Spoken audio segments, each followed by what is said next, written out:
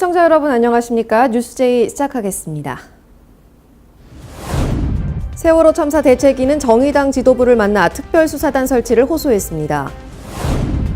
종로구는 국악 활성화를 위한 축제를 개최했습니다. 성동구는 2019 주요 업무 계획을 쾌적한 도시로 정했습니다. 충주 세계 무예 마스터십이 명실상부 국제 행사로 자리매김하고 있습니다. 국토교통부가 시행하는 광역 알뜰교통카드 시범사업 지자체로 양산시가 선정됐습니다. 한 주간의 국회 소식입니다. 정의당은 세월호 참사 5주기를 맞아 지난 20일 국회 본청에서 4.16 세월호 대책위와 면담하는 시간을 가졌습니다. 정의당 이정미 대표는 지난 18일 5.18 광주민주화운동 기념식을 언급하며 5.18과 같은 뿌리의 정권이 4.16 세월호 희생을 낳았다며 세월호 특조위가 어렵게 만들어졌지만 제대로 수사할 수 있는 권한도, 제대로 기소할 수 있는 권한도 갖지 못한 상태에서 진실을 규명하는 일이 얼마나 어려운 일인지 충분히 입증했다고 비판했습니다. 이어 그는 세월호 유가족들이 요구하는 특수단을 검찰 내에 만들어서 진짜 수사권, 기소권을 온전히 갖는 상태에서 책임자를 처벌할 수 있도록 최선을 다하겠다고 선했습니다. 진짜 수사권, 기소권을 온전히 갖는 상태에서 제대로 이 문제를 파헤치고 그리고 책임자를 처벌하는 그런 과정이 꼭 있어야 된다는 것에 대해서 정의당도 일관되게 한 목소리를 내왔습니다. 정의당 윤소아 원내대표는 국회의원의 한 사람으로서 죄송하다며 사회적 참사 특별법에 의한 특조위 활동이 한계가 있다고 생각한다고 밝혔습니다. 이어 윤 원내대표는 이것을 돌파하는 유일한 방안은 특별수사단을 설치하는 것이라고 강조하며 구체적인 방안을 마련하고 정부도 보다 적극적 의지를 갖고 실천해야 한다고 말했습니다. 아울러 보건복지위원회 소속이기도 한 윤 원내대표는 국가가 책임을 지고 단순히 트라우마 센터의 형식적인 운영만이 아니라 트라우마 센터가 세월호 참사 유가족에게 대책이 될 수 있도록 함께 방안을 마련하겠다고 약속했습니다. 수도권 소식입니다. 지난 11일 창덕궁 돈화문로에서 국악로와 국악의 활성화를 위한 2019 국악로 국악대축제가 열렸습니다.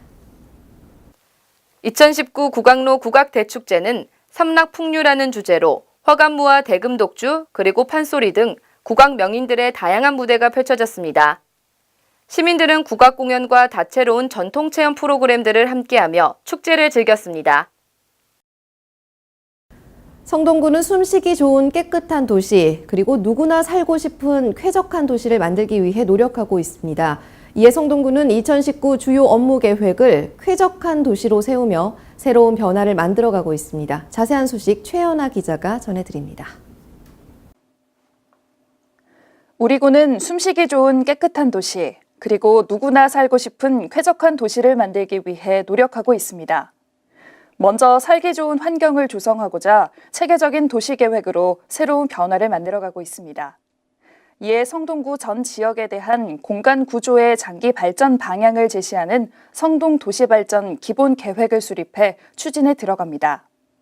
아울러 마장역 주변 15만 6,805제곱미터의 면적과 신금호역 주변 3만 6,571제곱미터의 면적, 그리고 뚝섬과 성수역 주변 29만 38제곱미터의 면적을 대상으로 보행 환경 개선을 비롯해 역세권 기능 강화 및 지역 특성 등을 반영하여 체계적인 도시 관리를 위한 지구 단위 계획 사업도 함께 추진하고 있습니다. 이와 함께 구민들의 수건 사업이었던 삼표 레미콘 공장 이전과 마장동 한국전력 물류센터 이전이 확정됐는데요. 본격적인 이전이 이루어진 후 마장동에는 지역 의견을 반영한 주민 편익시설이, 삼표 레미콘 공장 부지에는 중랑천 둔치와 이어지는 수변 문화공원이 조성될 예정입니다. 서울숲 내에는 포스코와 민관 협력 방식으로 서울숲 과학문화미래관을 건립해 과학과 산업, 문화가 어우러진 서울 지역의 랜드마크로 자리매김할 수 있도록 행정력을 집중한다는 계획입니다. 우리구는 상생과 협치를 통한 도시재생 사업 추진을 통해 지역 경제와 공동체에 활력을 불어넣고 있습니다. 우리구는 총 6개 구역에서 도시재생 사업의 모든 유형을 성공적으로 진행하고 있는 도시재생 사업의 선도 지역이기도 한데요. 문화와 예술을 접목해 지속가능한 도시재생을 추진하고 있는 서울형 도시재생 1단계 사업지인 성수동을 시작으로 용답동에서는 장안평 도시재생 활성화 사업과 골목길 재생 사업을, 축산물 시장 일대를 포함한 마장동 역시 활발하게 추진하고 있습니다. 또한 지난해 9월 도시재생 활성화 지역으로 선정된 송정동에서는 도시재생 현장 지원센터 및 주민 거점 공간을 리모델링하여 6월 중 개소식을 앞두고 있고, 지난 4월 도시재생 활성화 지역으로 신규 선정된 사근동도 주민과 함께 추진할 예정입니다. 2019년 5월 사근동이 근린재생형 도시재생 활성화 지역으로 최종 선정되었습니다. 사근동은 작년 12월부터 주민과 함께 서울형 재생희망지 사업을 준비하여 이번 5월 심사를 통해 재생지역으로 최종 선정되었고 총 사업비 100억 원을 확보하게 되었습니다. 우리 군은 더욱 적극적으로 사근동 도시재생을 추진하겠습니다. 우리 군은 지속가능한 도시의 발전을 위해 취약환경 개선 및 친환경 사업 추진을 통한 깨끗한 성동 만들기에 힘쓰고 있습니다. 최근 건강을 위협하는 고농도 미세먼지로 인해 많은 구민들이 불편을 겪고 있는데요. 이에 관내 38개소 다중이용시설을 대상으로 미세먼지 관리 기준을 강화했습니다. 또한 관내 21개 초등학교에는 IoT 미세먼지 측정기를 설치해 관리할 예정이며 미세먼지에 특히 취약한 노약자를 위해 관내 어린이집과 경로당, 복지관 등에 공기정화 시설 및 공기정화 식물을 설치했습니다. 이와 더불어 미세먼지 경보 및 폭염 시에는 도로 물청소를 확대 실시해 더 깨끗한 환경 조성을 위해 노력한다는 방침입니다. 우리 군은 우리 후대에 물려줄 더 아름다운 성동 조성을 위해 녹지 확충, 공원 조성 등 쾌적한 도시 환경을 만들어 나가고 있습니다. 행당 1동, 마장동, 옥수동 등 5개 지역에 생활권 공원을 확충하고 있으며 송정제방에는 올해 왕벚나무 45주를 추가로 식재해 송정제방을 벚꽃길의 명소로 발전시켜 나가고 있습니다. 우리 군은 앞으로도 기술적인 발전과 함께 구민 스스로 각자의 삶 속에서 변화된 환경을 마음껏 누릴 수 있도록 노력해 나간다는 방침입니다. 네, 학교 운동장을 생각하면 모래만 있는 황량한 공간이 떠오르죠. 앞으로 꽃과 나무가 가득한 녹지 공간으로 바뀝니다. 성남시는 다양한 녹화 기법을 적용해 녹지 생태 공간, 자연 학습장, 옥상 녹화, 학교 숲 등을 조성할 계획입니다. 성남시는 10일 시청 상황실에서 은수미 성남시장과 김선미 경기도 성남교육지원청 교육장 등이 참석한 가운데 미세먼지 저감 및 폭염 완화를 위한 에코스쿨 조성에 관한 업무 협약을 했습니다. 협약에 따라 경기도 성남교육지원청은 지역 내 157곳 모든 초중 고등학교와 협의한 뒤 녹지 공간을 조성할 학교의 유휴 공간, 건물, 부지를 선정하고 성남시는 다양한 녹화 기법을 적용해 학교 한 곳당 1000제곱미터 규모의 녹지 생태 공간, 자연 학습장, 옥상 녹화, 학교 숲 등을 조성합니다. 또 학교 주변 횡단보도에 미세먼지 신호등, 미세먼지 안심 대기선도 설치할 계획입니다. 녹지 공간 유지 보존을 위해 성남시는 전전, 병충해 방제 등 체계적이고 전문적인 사후 관리를 지원하고 성남교육지원청은 학교별 청소와 물주기 등 일상적인 관리를 맡습니다. 네, 의왕시는 올해 두 번째로 두발로 데이를 개최했습니다. 5월 가정의 달을 맞아 개최된 이번 행사는 가족들이 두 발로 코스를 걸으며 화사한 봄의 정취를 느낄 수 있는 시간이었다고 합니다. 의왕시는 의왕 고천체육공원에서 5월 두발로 데이 행사를 진행했습니다.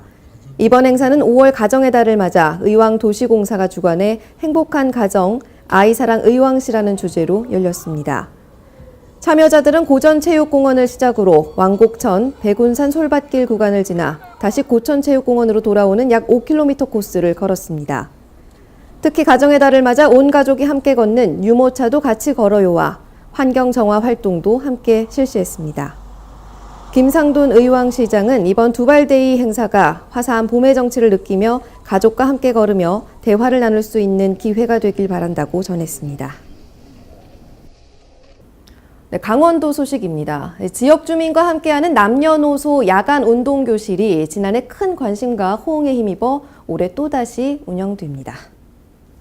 횡성군이 지역 주민의 건강 증진을 위해 오는 9월까지 남녀노소 야간 운동 교실을 운영합니다. 종합운동장에서 진행되는 야간 운동 교실은 매주 월수 금요일 오후 7시 30분부터 1시간 동안 전문 운동 강사의 지도하에 운영되는데요. 올바른 걷기 방법 및 스트레칭, 건강 체조, 에어로빅 등 누구나 쉽게 따라할 수 있는 간단한 운동으로 진행되며 사전 신청 없이 누구나 참여가 가능합니다.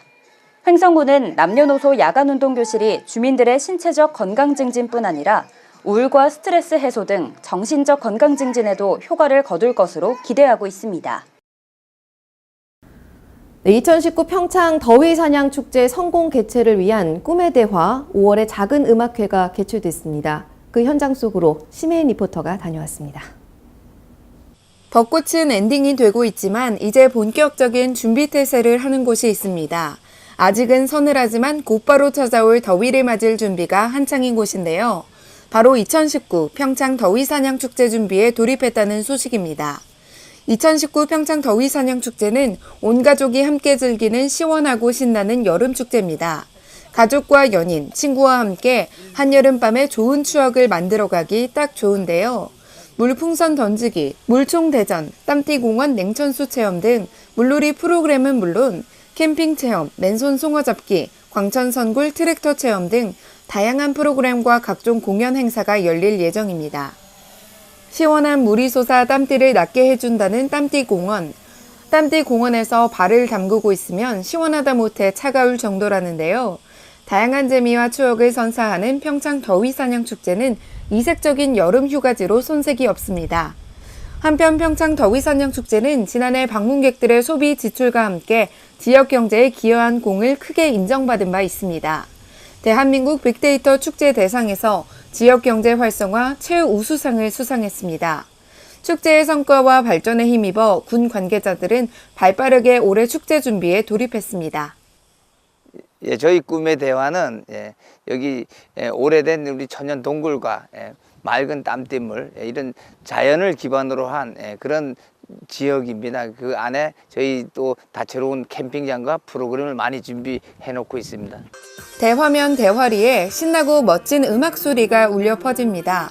주민들은 시원한 봄바람을 맞으며 작은 음악회를 즐기는 모습인데요. 지난 9일 꿈의 대화 5월 작은 음악회는 땀띠공원 바닥분수 개장을 기념하고 2019 평창 더위사냥축제의 성공을 기원하기 위해 마련됐습니다. 땀띠공원의 바닥분수는 꿈의 대화 캠핑장 이용객과 축제 관광객에게 재미있고 밝은 이미지를 선사하기 위해 조성됐습니다. 이날 행사에는 원주예술단 단원 박상수, 가수 김진 등 다채로운 공연이 펼쳐졌습니다. 특히 면민들의 화합을 위해 마련된 자리인 만큼 주민들은 신나게 음악회를 즐겼습니다. 한편 더위사냥 축제장은 여름에만 이용이 가능했었는데요. 이제는 사계절 내내 주민들이 이용할 수 있게 됐습니다. 이제 이곳은 꿈의 대화숲으로 조성되어 새로운 시작을 알리는 자리였습니다. 7회째 맞는 평창 더위사냥축제의 성공 다짐을 위해서 기원하는 마음에서 작은 음악회를 지역 주민과 함께 준비를 하게 되었습니다. 작고 소박하게 우리 면민들과 화합과 또 결실을 다지는 그런 자리로 준비를 했습니다. 올해 여름을 더욱 화끈하게 책임질 평창 더위사냥축제, 그리고 앞으로 주민들과 함께 이뤄나갈 꿈의 대화의 숲. 2019 평창 더위사냥축제 성공을 기원하는 면민들의 마음이 더욱 깊이 느껴지는 시간이었습니다. 네, 광역시 소식입니다. 자동차 산업의 미래 전망을 살펴보기 위해 울산시가 토론회를 열었습니다. 4차 산업 확산에 따른 자동차 환경 산업과 고용 변화에 따른 정부 지자체의 역할에 대해 심도 있는 이야기를 나눴습니다. 지난 13일 현대자동차와 현대자동차 노조 등 200여 명이 참여한 가운데 자동차 산업 미래 전망과 고용 변화 토론회가 개최됐습니다. 이번 토론회는 자동차 산업의 패러다임 변화가 자동차 산업의 메카인 울산에 가져올 변화를 예측하고 선제적 대응을 모색하기 위해 마련됐습니다. 울산시 관계자는 울산의 지속적인 성장을 위해서는 친환경 미래형 자동차 시대에 선도적으로 대응해 나갈 필요성이 있다며 이를 위해 우리 시가 가지고 있는 인적 물적 자원을 최대한 활용하겠다라고 밝혔습니다. 지난 15일 전국 버스노동조합이 총파업을 예고했지만 극적으로 타결되면서 무산됐습니다. 대구시는 전국 광역단체 가운데 제일 처음 파업을 철회했습니다. 일각에서는 협상 타결 이후 버스 요금 인상을 우려했지만 대구시는 요금 인상 계획이 전혀 없다고 밝혔습니다. 전국적으로 지난 15일 버스 총파업을 예고했지만 대구시는 전국 광역단체로 처음 사측과 합의하면서 파업 위기를 넘겼습니다. 합의문에 따르면 대구 시내버스 노사는 올해 임금 4% 인상과 정년 2%를 보장받게 됐습니다. 당초 대구 버스노조는 호봉별 시급을 7.67% 인상하는 것과 정년 2년 연장을 요구했는데요. 최종 합의에서 시민 불편과 지역 경제를 고려해 임금 인상은 하향됐고 정년 연장은 노조 요구안을 받아들였습니다. 또 주 52시간 근로제에 따른 시내버스 운전기사들의 인력 충원과 사측이 주장했던 탄력 근무제 등 근무제도 방식에 대해선 추후 논의를 이어가자고 했습니다. 대전시가 지역 경제 활성화를 이끌어갈 향토 기업의 성장을 위해 지역 유망 중소기업을 선정해 지원을 시작합니다. 대전시가 성장 잠재력이 높고 기술력이 우수한 2019년 유망중소기업 선정을 위해 오는 5월 20일부터 6월 21일까지 대상 업체를 모집합니다. 모집 대상은 대전에서 현재 3년 이상 공장을 가동 중인 제조업, 제조업 관련 서비스업, 지식산업, 영상산업 분야 중소기업으로 성장성이 높고 재무 상태가 양호하며 기술개발 투자와 신기술 등을 보유한 기업입니다. 이번에 유망 중소기업으로 선정되면 중소기업 경영안정자금 등 지원 시 이자 우대 지원, 국내외 전시 박람회 등 참가 우대, 세무조사 3년간 유예 등을 지원받을 수 있습니다. 네, 다음은 충청도 소식입니다. 충주 세계무예 마스터십이 명실상부 국제행사로 자리매김하고 있습니다. 국제경기연맹 총연합회의 공식 후원으로 대회 위상이 높아졌고 세계 최초 국제무예영화제를 개최하는 등 성공 개최를 위해 최선을 다하고 있습니다. 신국진 기자입니다. 2019 충주 세계무예마스터십은 국비 45억 원, 도비 52억 5천만 원 등 150억 원 규모입니다. 이번 대회에는 100개국에서 22개 종목에 걸쳐 4천여 명이 참가할 계획입니다. 무예를 중심으로 지방정부가 주도하는 국제대회로는 상당한 규모입니다. 특히 무예는 유네스코에서도 관심을 기울이는 인류 무형유산으로 각국의 호국 정신과 민족혼을 계승 발전돼 온 전통 문화로 불립니다.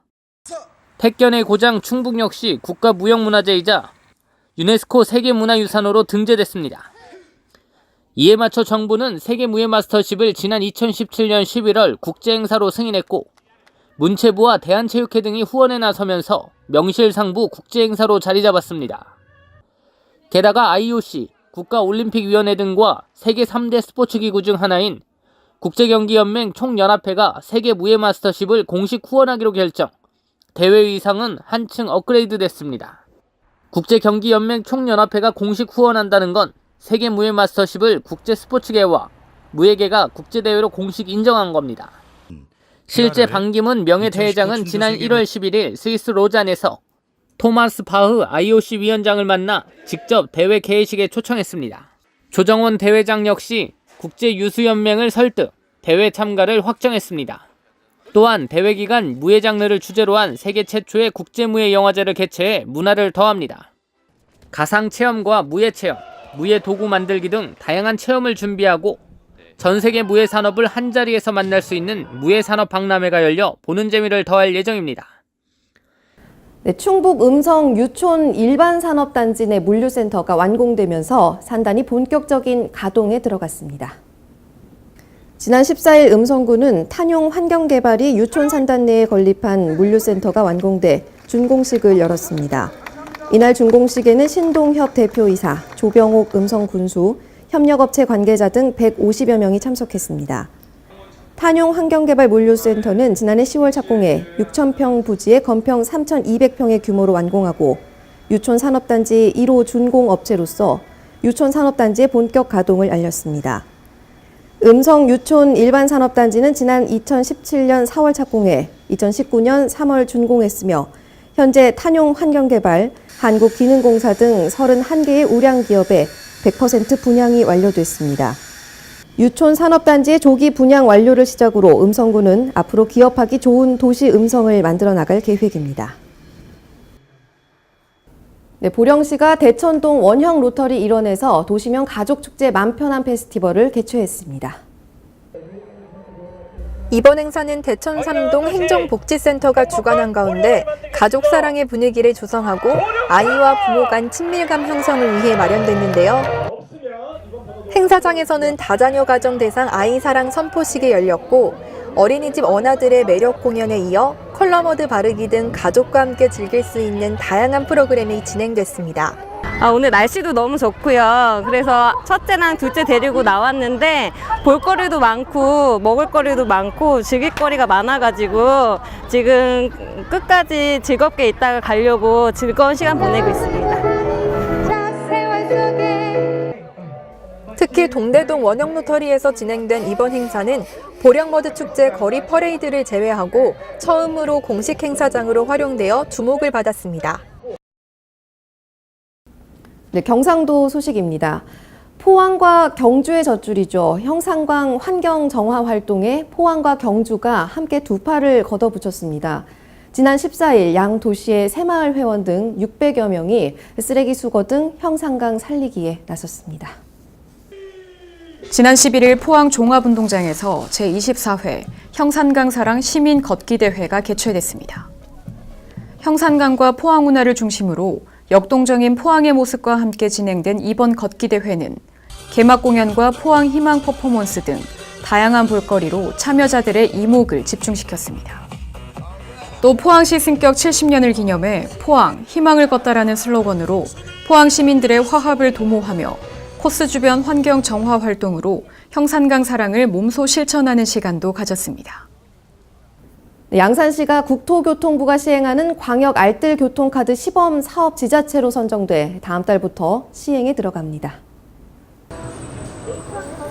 광역 알뜰 교통카드는 대중교통을 이용하는 시민이면 누구나 교통비 절감 혜택을 누릴 수 있는 제도입니다. 특히 대중교통을 이용하기 전이나 후에 걷거나 자전거를 타면 그 이동 거리만큼 마일리지가 쌓입니다. 양산시의 체험단 규모는 500여 명 정도이며 신청은 광역 알뜰 교통카드 홈페이지를 통해 하면 됩니다. 양산시 관계자는 시범사업 모니터링을 통해 광역 알뜰 교통카드의 기능을 더욱 보완해 본사업 진행 시 보다 편리하고 혜택이 많이 주어질 수 있도록 노력하겠다고 말했습니다. 네, 전라도 소식입니다. 2019 문화관광 육성축제이자 전라남도 대표 축제인 제53회 여수 거북선 축제가 이순신 광장과 선소 일원에서 개최됐습니다. 이번 길놀이에는 여수 석유화학고 취타대, 여수 북놀이, 국제자매 우호도시 대표단, 26개 읍면동 등 53개 팀 4,500여 명이 참여해 선을 보였습니다.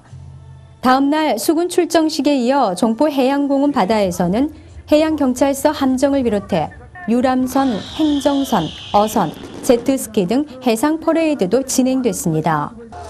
시는 2020년 문화관광축제와 도대표축제를 목표로 시민 참여와 축제의 질을 높이기 위해 읍면동 길놀이 경연대회 시상금과 지원금을 높이고 길놀이 구간을 서교동 로터리에서 이순신 광장으로 축소했습니다.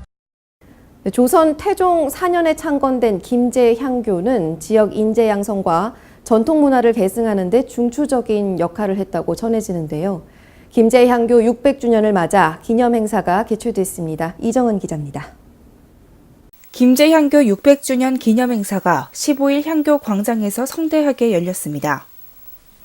1404년 조선 태종 4년에 창건된 김제향교의 전통문화 계승 발전을 위해 열리는 이번 기념행사는 송하진 도지사와 김두봉 전라북도 향교재단 이사장 등 내외빈 300여 명이 참석했습니다. 김제향교는 조선 태종 4년에 창건된 전통 한옥 목조 건물로서 지역 인재 양성과 전통 문화를 계승시켜 나가는데 중추적인 역할을 해왔다는 평을 받고 있습니다. 한편 각종 화재 등으로 소실되었다가 몇 차례의 중수를 거쳐 본래 모습을 되찾게 됐으며 현재는 전라북도 유형문화재 제9호로 등록돼 있는 상태입니다. 김제시 관계자는 역사적인 의미를 재조명하고 다시금 유교 문화를 꽃피워 면면이 이어지기를 바라는 뜻에서 기념비를 세우게 되었다고 말했습니다. 지금까지 전북에서 이정은이었습니다. 네, 전북 정읍에 위치한 무성서원은 예와 악으로 백성을 교화한 대표적 서원으로 잘 알려져 있습니다. 이 무성서원이 유네스코 세계유산 등재를 눈앞에 두고 있다고 하는데요. 자세한 소식 이채연 기자가 전해드립니다. 정읍 무성서원이 한국의 서원으로 유네스코 세계유산 등재가 유력한 전망입니다. 문화재청은 유네스코 세계문화유산 등재를 심사하는 세계유산위원회 자문기구인 이코모스가 한국이 세계유산으로 신청한 한국의 서원을 등재 권고했다고 밝혔습니다. 이코모스는 각국이 등재 신청한 유산을 조사한 뒤 등재 권고, 보류, 반려, 등재 불가 4가지 권고안 중 하나를 선택해 유네스코 세계유산센터와 당사국에 전달하며 등재 권고를 받은 유산은 이변이 없는 한 세계유산위원회에서 등재됩니다. 정읍 무성서원의 세계문화유산 등재가 확정이 되면 전북은 고창 고인돌, 백제 역사 유적지구에 이어 3번째로 세계문화유산을 보유하게 됩니다. 한국의 서원은 아제르바이잔 수도 바쿠에서 6월 30일 개막하는 제43차 유네스코 세계유산위원회에서 등재 여부가 최종 확정될 예정입니다. 정읍시 관계자는 무성서원 일대의 선비문화를 체험하고 이해할 수 있는 문화시설도 조성할 계획이다라고 말했습니다. 지금까지 전북에서 이채연이었습니다. 전북은 도민들이 정책을 제안하고 토론할 수 있는 온라인 소통회장을 열었습니다. 전라북도가 13일 도민과 소통을 확대하고 도정 제안을 받기 위한 온라인 정책 대화 플랫폼 전북 소통대로를 개설했습니다. 전북 소통대로는 컴퓨터와 스마트폰으로 정책 제안을 올리고 상호 토론을 할 수 있는 쌍방향 소통 플랫폼입니다. 여기에는 아이디어를 올리고 50명 이상이 공감하면 담당 부서가 답하는 자유제안, 도정에 관한 의견을 수렴하는 전라북도가 묻습니다.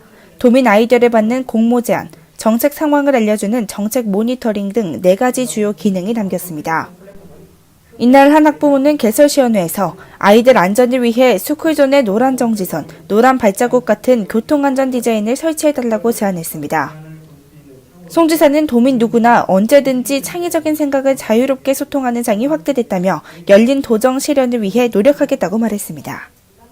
지금까지 전북에서 지방자치TV였습니다.